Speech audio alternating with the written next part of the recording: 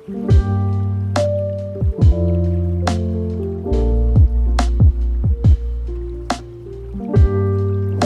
күн, құрметті көрермен. Сіздермен бірге әдеттегідей AG подкаст және мен Айгерім Гарифулла.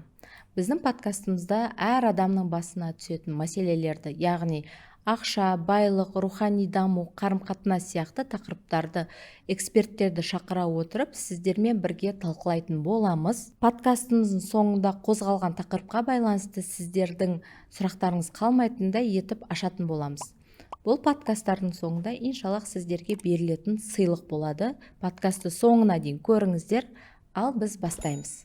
Бүгінгі қонағымыз белгілі қарым-қатынас коучы, теолог Бағила Ахметова. Қош келдіңіз, Бағила ханым. Қош көрдік, Айгерім ханым. Қалыңыз қалай? Жақсы. Өздеріңіз қалайсыздар? Жақсы. Уақыт тауып келгеніңізге үлкен рахмет. Шақырғандарыңызға рахмет.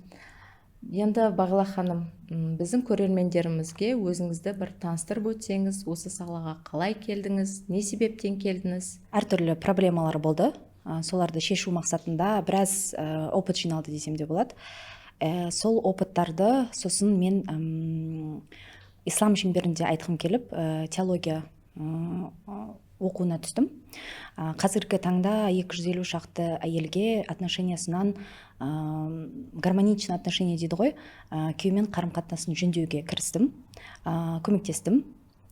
Және осы опытты жинап, осы уақытқа дейінгі және маған келген әйелдердің де проблемаларын шешумен біраз формулалар, алгоритмдер шықты десем де болады, қарым-қатынас жөндеудің.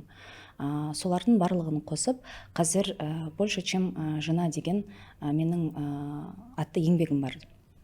Ол жерде осы қарым-қатынас жайлы құнды ақпараттар жиналған десем болады. Осы қарым-қатынас жайлы қазіргі уақытта топ 3 запросты айта аласыз ба? Енді барлығыңыз білетін шығарсыздар, қазір бірінші ол многоженство, екінші әйелмін немесе бірінші әйелмін деп келеді. Екінші запрос ол күйеуім ұрады, унижать етеді, ештеңеге рұқсат бермейді деп. Және үшіншісі күйеуім ақша таппайды. Осы запрос тоже өте көп та. Күйеуім ақша таппайды, мен барлығын на себе тащу, мужик болып кеткенмін, женственный әйел болғым келеді деген запростармен келеді. Екінші әйел.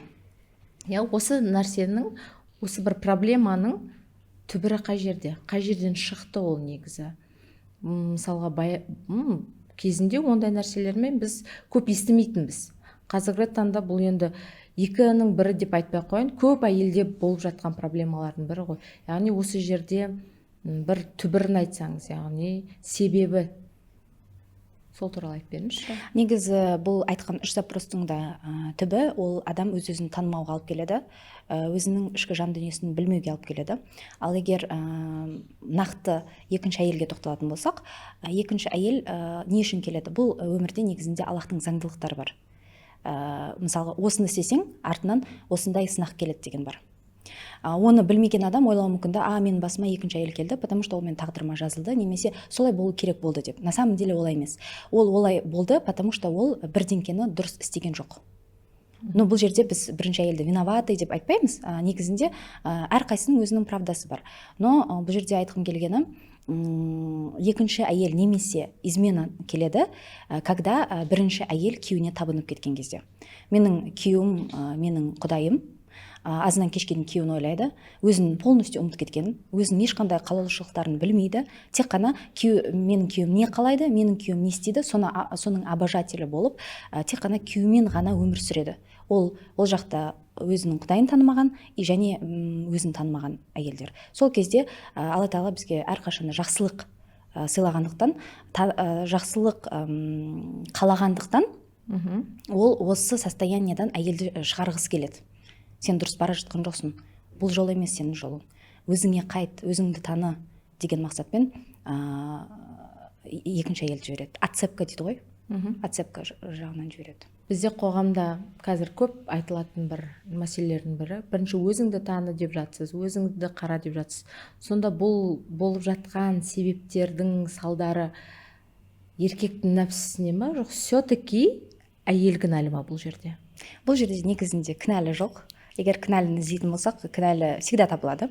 Мен кінәлі из-за того, что я была недостойна деуі мүмкін, мысалы еркек кінәлі, ол мені қадірлемеді деуі мүмкін, немесе екінші әйел кінәлі, ол біздің арамызға түсті деуі мүмкін. Кінәлі әрқашанда табылады. Бірақ бұл жерде егер кінәліні іздейтін болсақ, біз сол жерде тұрып қалады адам. 10 жылдап тұрып қалуы мүмкін.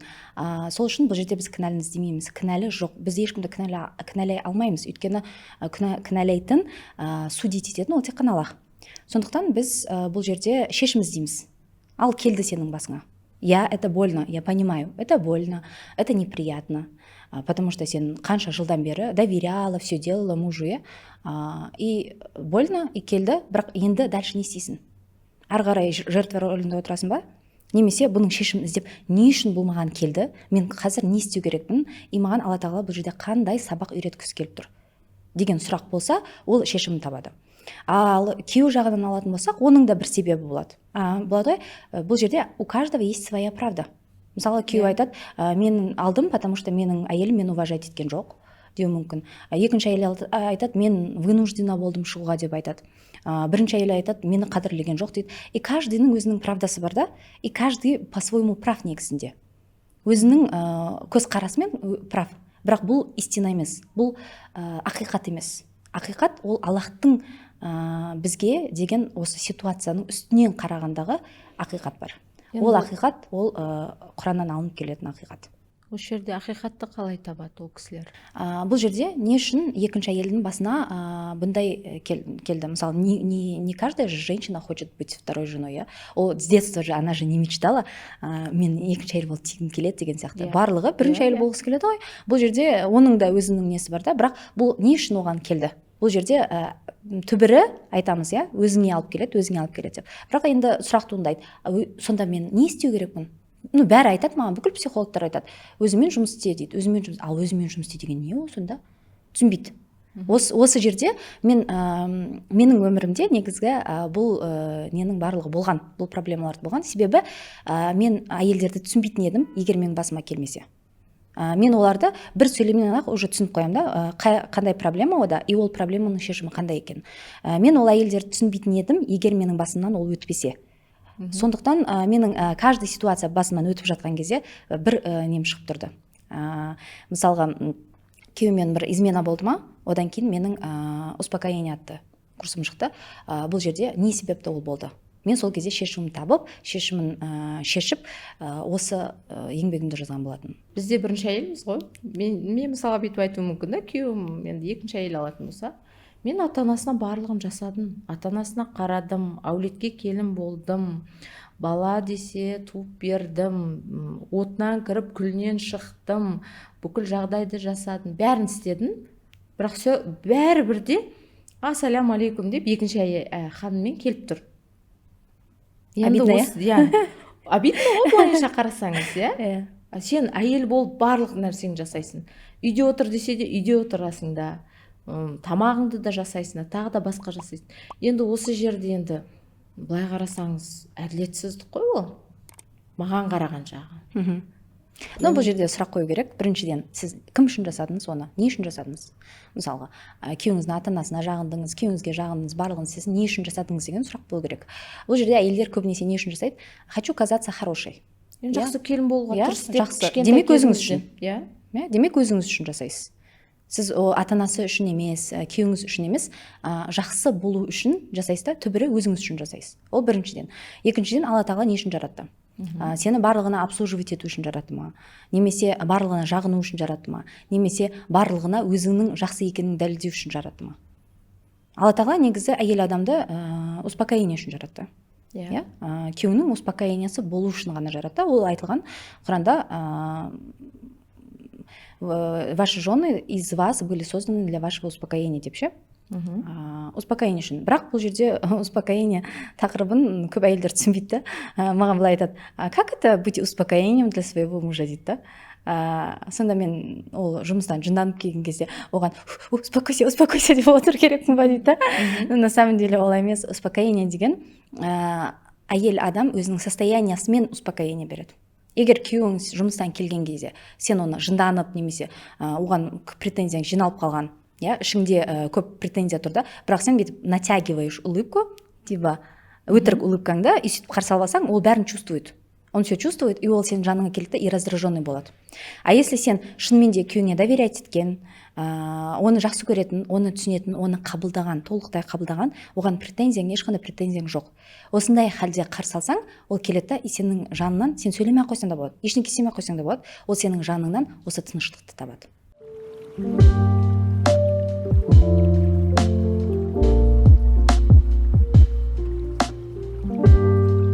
Бағила ханым, менде өзім шәкірттерім арасында бір кейс бар да, соны сізге бір айтып көрсем, мүмкін ханымдарға да иншаллах бір пайдасы тиіп қалар.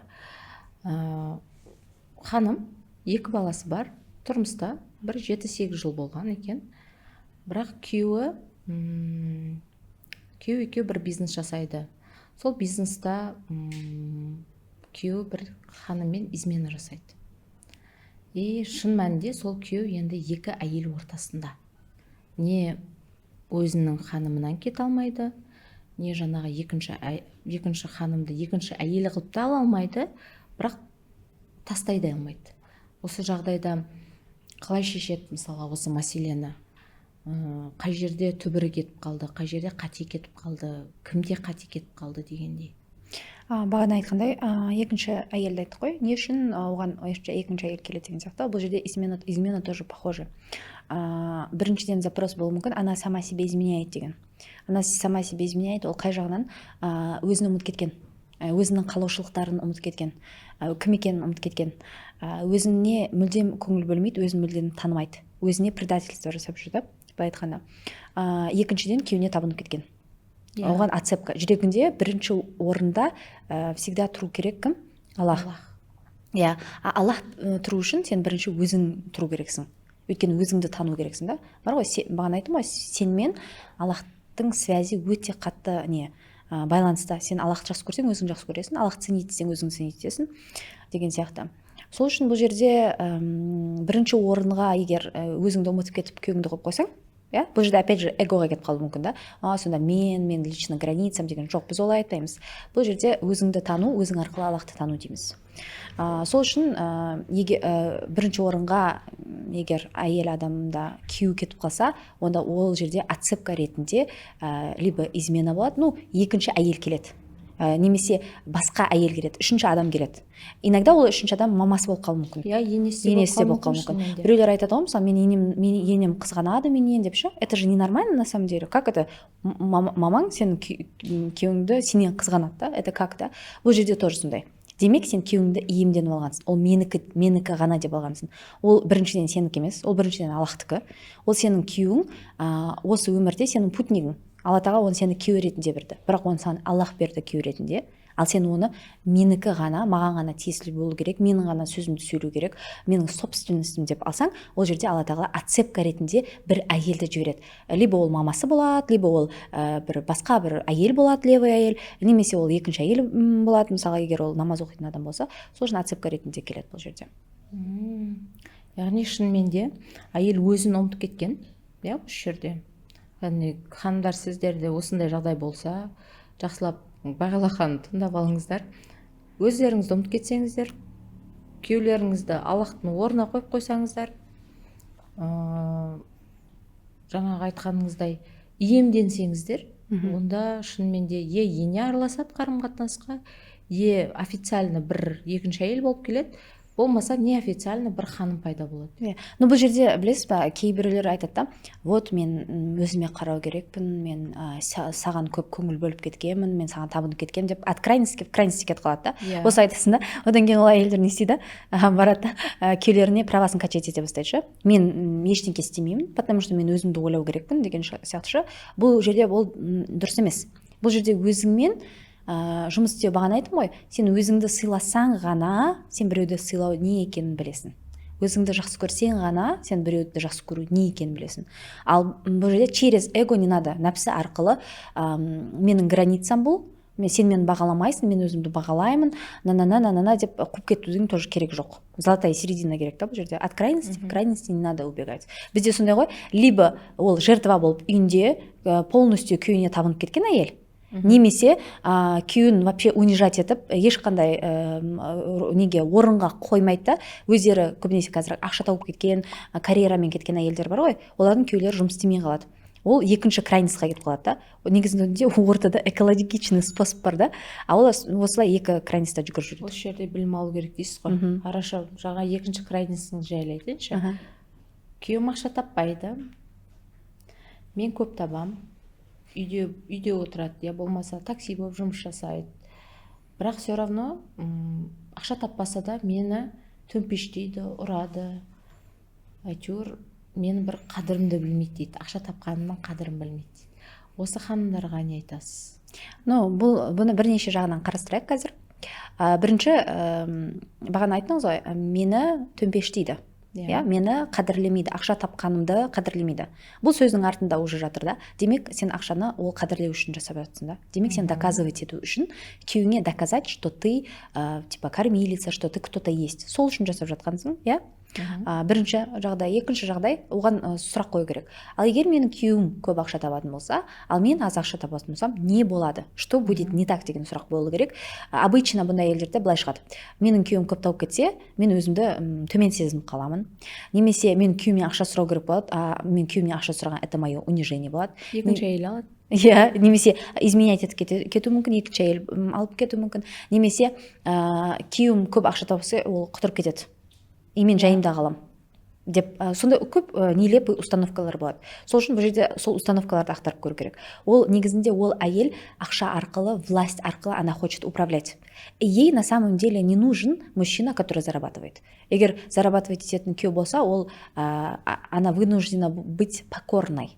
Покорной деген күйеуін сыйлайтын, күйеуін сыйлайтын болу керек болады. А бұл жерде ол күйеуіне покорный әйел болғысы келмейді. Себебі, бағанағы үшінші жағдайға келсек, себебі ол кішкентай кезінен бастап әкесінің немесе еркектің, енді әке бізде басымызда бірінші еркек рөлі ғой, әкесі слабый болған болуы мүмкін. Например, мамасын ұратын немесе ақша таппайтын әке болған болуы мүмкін да. И ол кішкентай кезінде әкесіне қарап айтқан болуы мүмкін.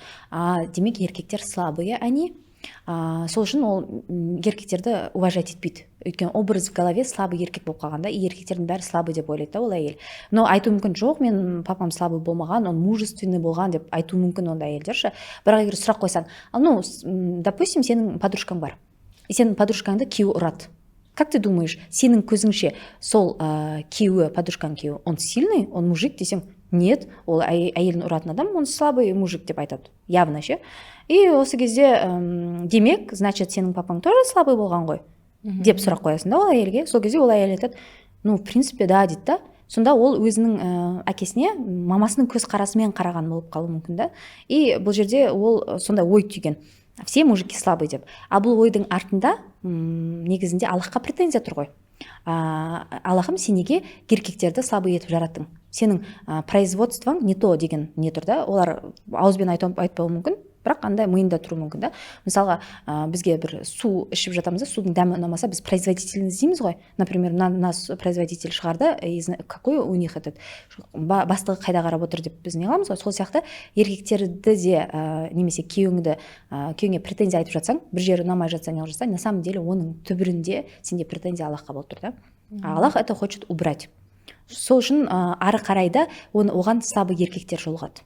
Потому что она контрольға үйреніп қалған, она все хочет контролировать, через контроль она хочет властвовать. И власти ол бергісі келмейді. Сол үшін ол жанында властный еркек болса, она не сможет властвовать. Поэтому она хочет еркекті, слабый еркекті алып алады өзіне, и сосын соны не қылып жүреді. Но якобы он не зарабатывает, я зарабатываю, я жертва дейді. Но на самом деле это ее запрос. Мен дамып жатырмын, ол дамып жатқан жоқ, мен істеп жатырмын, ол істеп жатқан жоқ деген осы жерден шығады,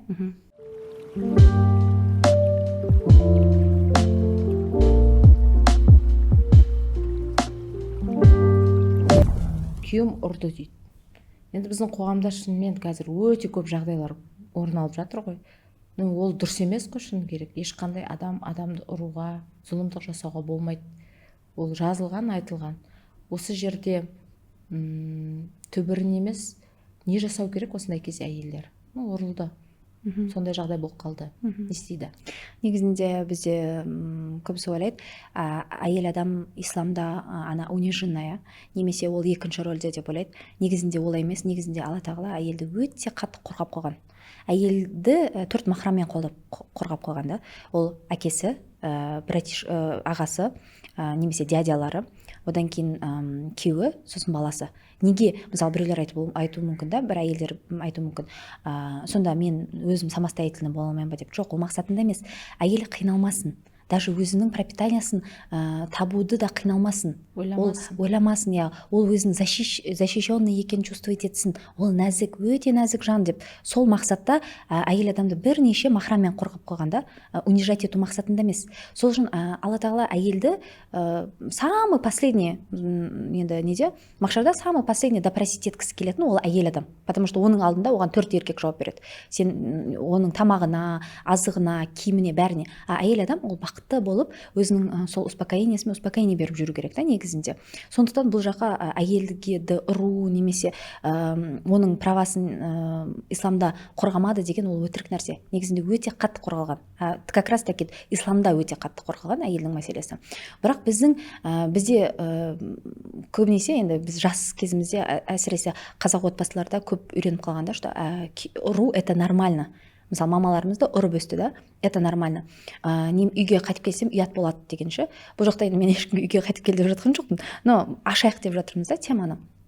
Бұл негізінде дұрыс емес нәрсе да, бірақ ол көп жабылып келді. Жоқ, ұят болады, жоқ, сенің ата-анаң не дейді деп жабылып келді да. Алла тағала салтанаттың историясын бізге зря ашқан жоқ та, и бүкіл барлық СНГ-ге ол әйгілі болды да. Не үшін? Ол да не просто так, бұның артында да Алла тағала ашып тұр ғой, не үшін ашып тұр? Что это так ненормально. И бұл жабылып жатқан нәрсе ашылу керек деген сөз. Әйел адам құрметтелуі керек деген сөз да. Енді әйел адам, мысалы, күйеуі ұрды, бірінші рет ұрып бастады. Бізде самый главный ошибка қандай? Біз ойлаймыз, ой, он изменится. Бір рет ұрды, ничего страшного, ол изменится деп ойлаймыз. И сосын күйеуімнің өзгеруін күтіп жүре береміз да. Ол өзгермейді. Ол бір рет ұрды, значит сен ұруға болады. Екінші ретте ұрады, үшінші ретте ұрады. Сол үшін бір рет қол көтерді ма, сенде сразу шешім болу керек. Сен үндемей оны замалкивать етіп қалмау керексің. Ол өзгермейді, күйеуің өзгермейді. Потому что Құранда аят бар, бірінші сен өзгересің, сосын барып күйеуің өзгереді. Сол үшін бұл жерде сен өзің махрамдарды ортаға салу керек. Әкеңе айту керек, мен күйеуім маған қол көтерді деп. Немесе ағаңа айту керек, бірақ махрамды ортаға салу керек. Ол қол көтеру это ненормально. Сен күйеуіңнің собственности емессің. Сен оның әйелісің, бірақ сен Аллахтың собственностісің. И Аллах сені қорғап қойған, махрамдармен қорғап қойған да. Сол үшін сен араға біреуді салу керексің. Ол бірінші істелу керек нәрсе. Ары қарай аузын жауып, үндемей, бәрін закапывать ету керек емес. Ал екінші мәселе, енді хорошо, махрамдар ортаға түсті делік, күйеуіңмен временный, может быть, бір-екі айға бөлек тұруға олар шешім қабылдаған болуы мүмкін, бір уақыт берілуі мүмкін да. Немесе күйеуіңе уже айтып кеткен болуы мүмкін да, болды, енді ұрма, екінші рет ұрсаң, например, осылай болады деген сияқты. Екінші шешілу керек мәселе, осылай қалмау керек. Сосын әйел ойлану керек. Ал не үшін ол мені ұрды? Қалай бұл мен өзімде нені өзгерту керек едім? Неге маған бұндай күйеу келді екен? Қандай бұл жерде сабақ болуы мүмкін деген сұрақтар болу керек та әйел адамда. Сол кезде уже ол өзімен жұмыс істеп бастайды. Осы сұрақтан кейін. Бірақ ситуация өзгереді, күйеуім өзгереді, осылай қала берсін деген дұрыс емес нәрсе. Егер әйел адамның ішінде да болады ғой, біреуге деген кек, ашу, ыза, бағана айттық қой, отражение, муж это твое отражение души дедік қой. Егер сенің күйеуің мынандай ұрғыш күйеу, сондай не ұрып ыза, или саған деген ыза болса, ойланып көру керек, менде оған деген ыза, немесе кек, немесе бір обида бар ма екен? Бар болса, сонымен жұмыс істеу керек. Немесе күйеуің сені унижать ететін болса, мен өзім күйеуімді уважать етемін ба? Или мен оны унижать етемін ба? Деп өзіне сұрақ қойып, ары қарай бірінші шақты істелініп болғаннан кейін, уже ары қарай екінші шақты ойластыру керек та, өзімен жұмыс істеп, ішкі жан дүниесін жөндеуге тырысу керек. Сонда ханымдар, шынымен бірінші ұру ол дұрыс емес. Махрамды шақырамыз, араластырамыз, яғни ашамыз, проблеманы ашамыз, проблемаға көзбе-көз қараймыз, қашпаймыз, сол нәрседен. Одан кейін егер шынымен уақыт берілсе, оны уже күйеу сен өзгер, саған айтылды, саған ескерту берілді емес, бірінші өзімізбен жұмыс жасаймыз. Яғни сіздің жаңағы айтып кеткен еңбегіңізде осы нәрселер бір талқылана ма, айтылады ма? Талқыланады. Неге? Себебі менде де бір жағдай болған, когда мен күйеуім агрессивный болып кетті бір уақыттарда. Мен түсінбедім, не үшін агрессия? Мен оған всегда күліп, всегда барлық айтқан нәрсесін істеп жүрмін деймін да. Мысалы, көп нәрсесін кешірдім, қабылдадым. Неге ол маған агрессиямен ұмтылып жүр деп мен түсінбедім ше. В чем причина деп іздей бастаған кезде, оказывается, мен бүйтіп күледі екенмін да, бірақ менің ішімде өте көп обида бар екен. Бұл жағдай особенно басталды, когда после измены, когда уже білдім басқа әйел бар екенін, и содан кейін барып менде ішімде мен қабылдадым деп айттым да, бірақ негізінде мен оны қабылдай алған жоқпын. Менің ішімде өте көп агрессия оған деген өте көп обвинение болды, себебі мен саған барлығын істедім, мен сен үшін от себя даже отказалась. А как ты алдында мені вот так взял и предал деген претензия болды да. И сол кезде бірақ мен загладить ету үшін типа күліп мен сені қабылдадым деп жүрдім да, но негізінде ішімде өте көп андай бушующий нелер болды, претензиялар болды да, оған обидалар, претензиялар болды, и он это отражал. Ол сол үшін маған андай агрессия көрсете бастады. И сол кезде мен уже сұрақ қойып, значит менде де агрессия бар екен, оказывается он меня отражает деп уже ішімнен жұмыс істеп бастағаннан кейін менде сол екінші бөлімдегі успокоение еңбегім шықты да. Оказывается, это менің ішімді надо сначала успокоить. Сол кезде ғана оның маған қарым-қатынасы өзгереді дегенше. Енді осы ханымдар, қалай әйел адам өзінің самооценкасын өсіре алады? Аллахпен қарым-қатынас жөндесең. Негізінде Алла тағала, біздің Алла тағала туралы ойымыз өте нашар. Өйткені біз кішкентай кезінде мысалы біздің папамыз ұратын, бізді наказывать ететін, немесе мамамыз, сол үшін біз Алла тағала наказывающий деп ойлаймыз. Ол жадный деп ойлаймыз. Мысалы папамыз бізге ақша бермесе, Алла тағала жадный деп ойлаймыз да. Ол қатал, ол жаман, ол мені жақсы көрмейді деп ойлаймыз, потому что там мені якобы мамам или папам жақсы көрген жоқ. Но на самом деле это не так. На самом деле Алла тағаламен біз жаңадан танысу керекпіз да. Оның мысалы есімдерінің ішінде ол жадный деген есім жоқ. Логикаға ойлап қараса да, зачем ему жадничать, когда у него есть все? Когда он богатый, во-первых, во-вторых, он щедрый, бере берген жақсы көреді. И зачем ему тут жадничать? Ол неправильный образ бар да біздің миымызда. И ол сені жақсы көрмейді емес. Ол сені жақсы көреді. И сені жақсы көргендіктен сені постоянно тура жолға салғысы келеді да. Сен өзіңді жақсы көргеніңді қалайды да. И сол үшін бұл жерде адамдар Аллах мені жақсы көрмейді, Аллах маған қарамайды деп көбісі ойлайды. Ол негізінде дұрыс емес. Осыдан самооценка түседі. Егер Аллах туралы ойың небәрі жақсы болса, өзің туралы ойың жақсы болады. Егер сен Аллахты жақсы көрсең, демек сен өзіңді жақсы көресің. Бұл қай жерде айтылған, познай себя, ты познаешь своего Господа деген бар ғой. Бұл автоматически жүреді. Егер сен Аллахтан қашып, алшақтап жүрсең, значит сен өзіңді де ұмытып кетесің. Кто забудет своего Господа, тот забудет сам себя дейді ғой. Сол сияқты Аллахпен отношения өте қатты маңызды. Ол туралы ойың жақсы болса, өзің туралы да ойың жақсы болады.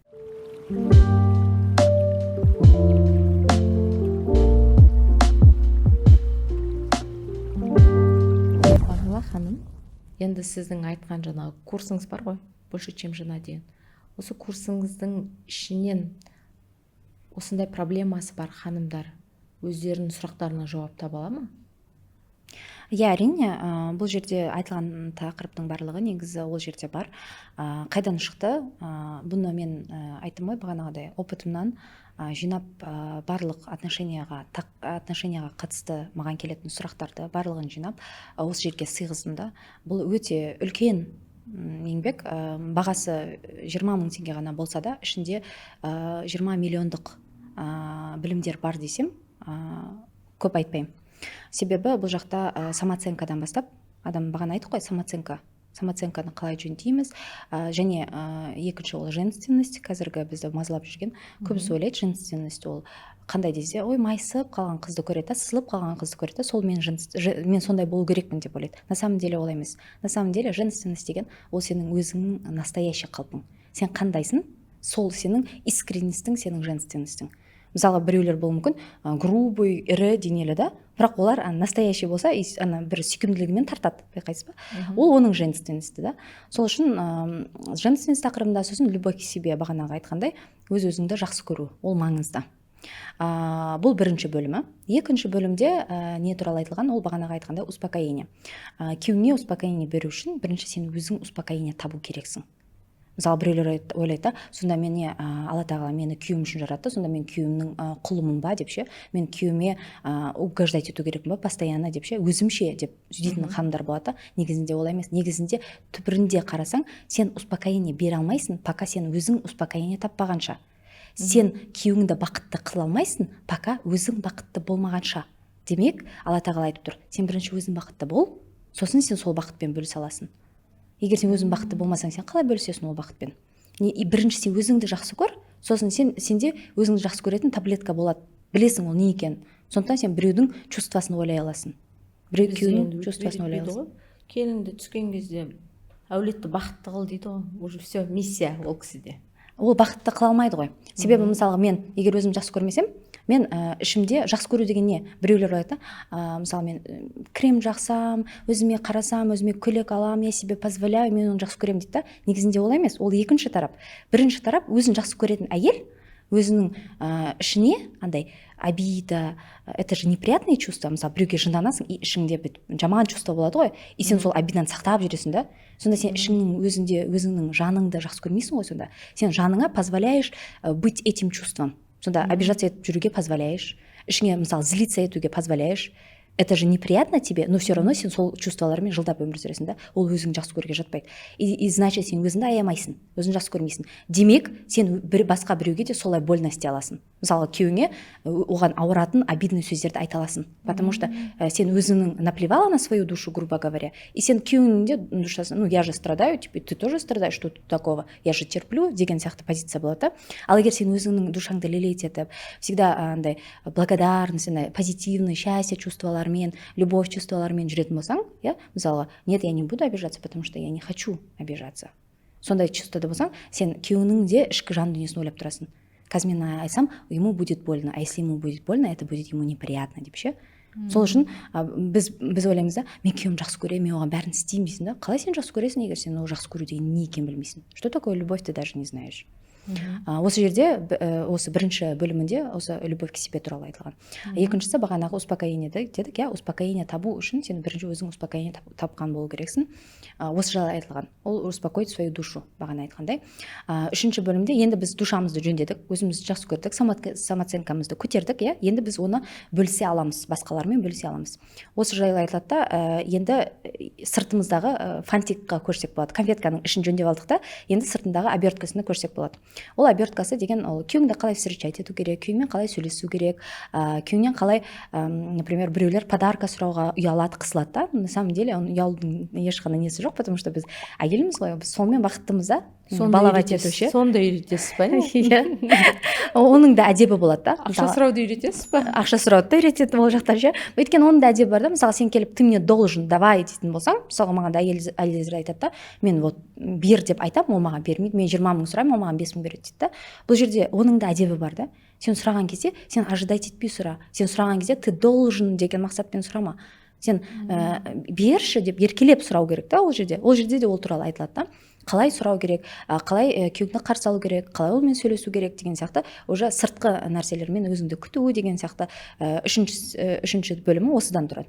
Және төртіншісі ол барлық, енді біз айтып кеттік қой, күйеуіңмен отношенияның ары жағында ол Аллахпен қарым-қатынас тұр деп ше. Аллахпен қарым-қатынасты қалай жөндеу керек, және бұл жаққа мен баланы да қостым. Баламен қарым-қатынасын қандай болу керек дегенде, себебі менде өзімнің баламен жұмыс істеген кездерім болды. Оның тәрбиесі, баланың тәрбиесі, қалай одан уверенный в себе личность шығаруға болады. Мысалы, мен өзім басылып қалсам, менде балам басылып өседі, өйткені ол бәрін сезеді. Бала біздің отбасымыздың айнасы дейді. Шынымен де балаларымыздың даже бір отбасының ішіндегі не болып жатқан баласынан ақ көруге болады ғой шынымен де. Иә. Яғни сонда үйретесе осы жерде. Өйткені бала ол әйел мамасы мен папасынан тұрады. Егер мысалға балаңның бір жер жақпаса саған, демек сенде претензия күйеуіңе бар деген сөз да. Понимаете? И бала ол барлығын әйел адамның ішіндегінің барлығын сезеді. Мысалы, менде болған менің балам андай адамдардан қорқатын. адамдардан бүйтіп барып сұрап кел десем сұрамайтын. И мен оған жынданатынмын, неге сен сұрамайсың деп ше, неге сен андай өзіңді андай шустрый емессің деп мен оған жынданатынмын. А потом мен түсіндім, во-первых, это мое, мен қорқатынмын, как я это убрала, менің балам уже ашыла бастады.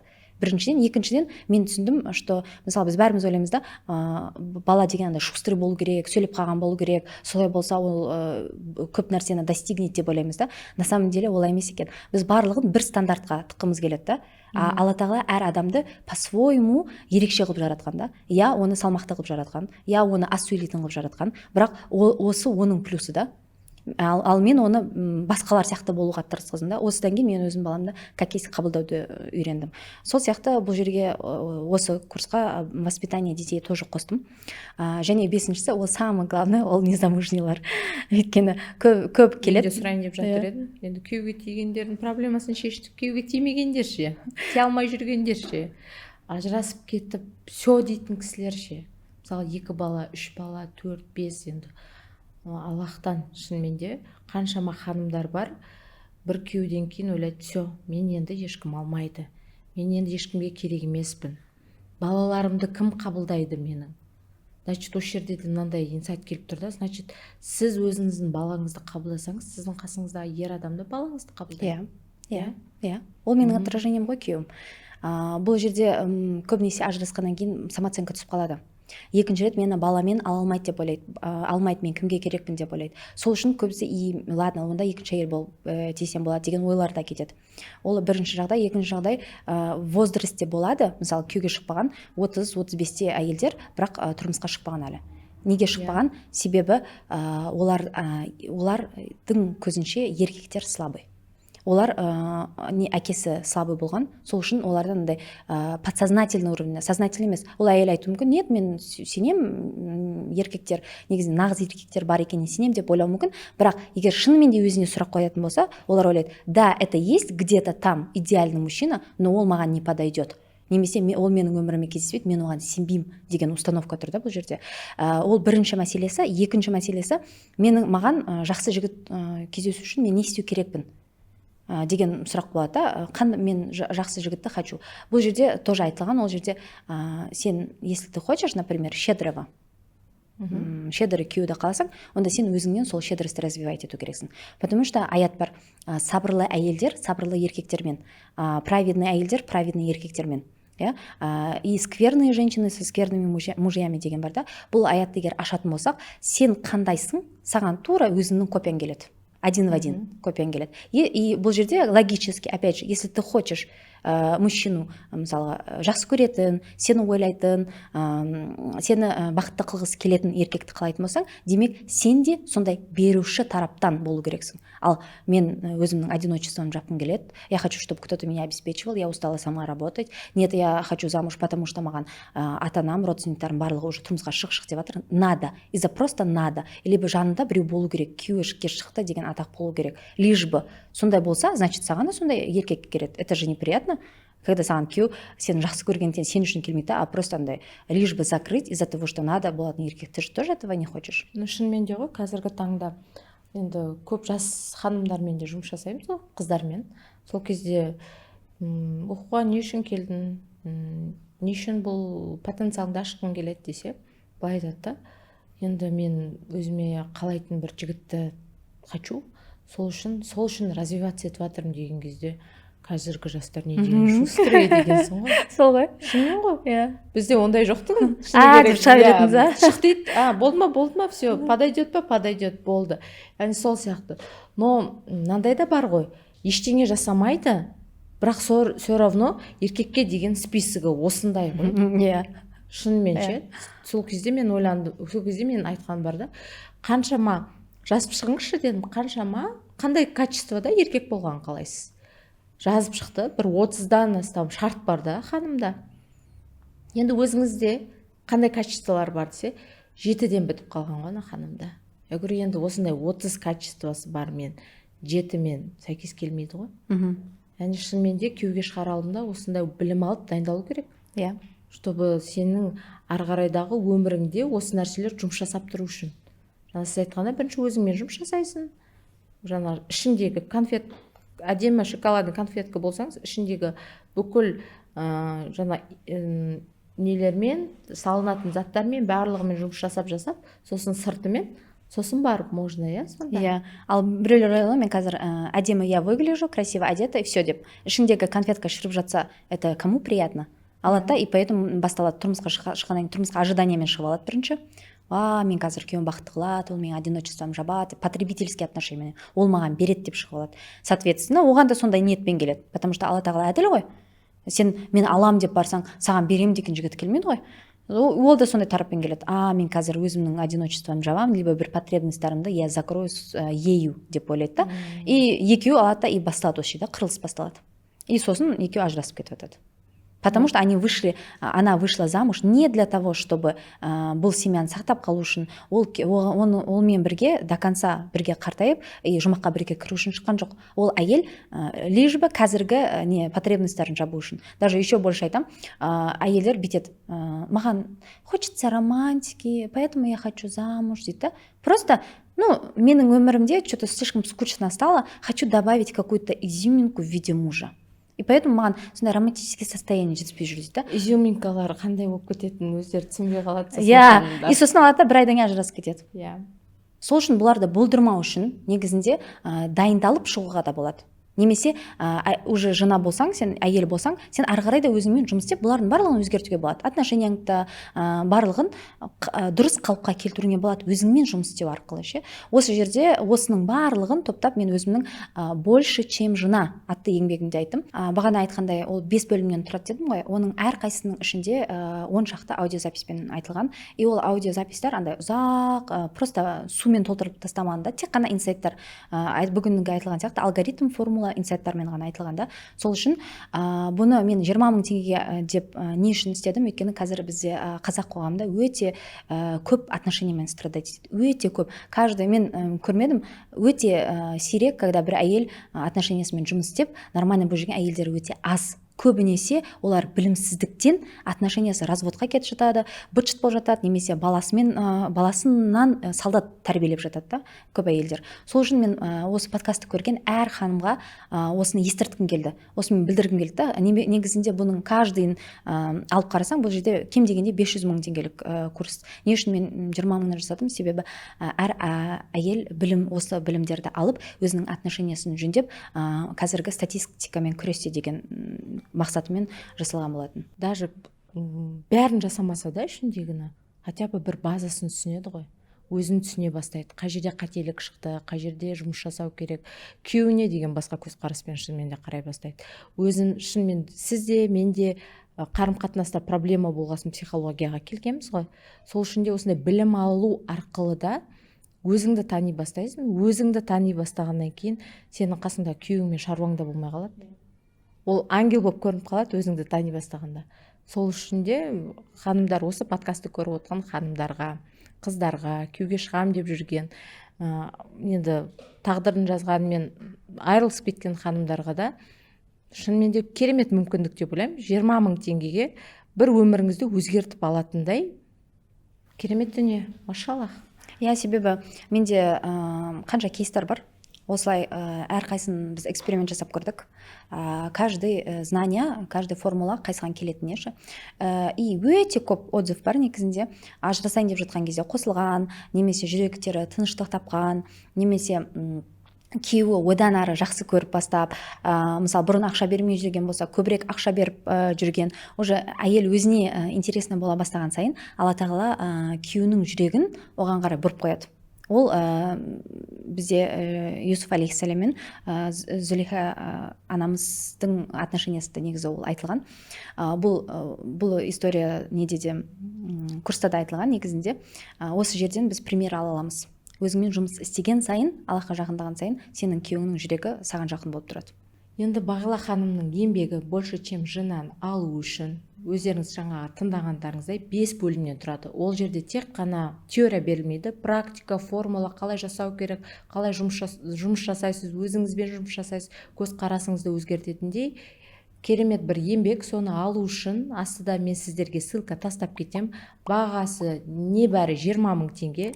Мен ойлаймын, осы подкастты көріп отқан ханымдарға өте керемет мүмкіндік өздеріңіздің өмірлеріңізді өзгертуге. ссылка тастаймын, өтіңіздер. Бірден Бағила ханым иншаллах барлықтарыңызға жауап береді. Иншаллах сіздерге хайырлы, пайдалы білім болсын. Енді иншаллах Бағила ханымның сіздерге бір сыйлығы бар. Осы подкастты соңына дейін көріп, лайк басып, комментарий жазған 3 ханымға больше, чем жена еңбегін сыйлыққа беремін дейді. Бағила ханым, сізге үлкен рахмет. Аллах сіздің жолыңызды жеңілдетсін, еңбектеріңіз көбейе берсін. Амин. Үлкен белестерден көре берейік. Білеміз, сізді шетелдерде үлкен форумдар ұйымдастырып жүрсіз. Сіздің жолыңызда Аллах жәрдемшіңіз болсын. Амин, рахмет. Сізге де осы подкастыңызды өте көп, соның ішінде қазақтар көре берсін. Біздің қоғамға пайдалы болатын көп подкасттар түсіре беруіңізді тілеймін. Рахмет үлкен. Құрметті көрермендер, осымен подкастымыз соңына дейін жетті. Келесі кездескенше сау болыңыздар.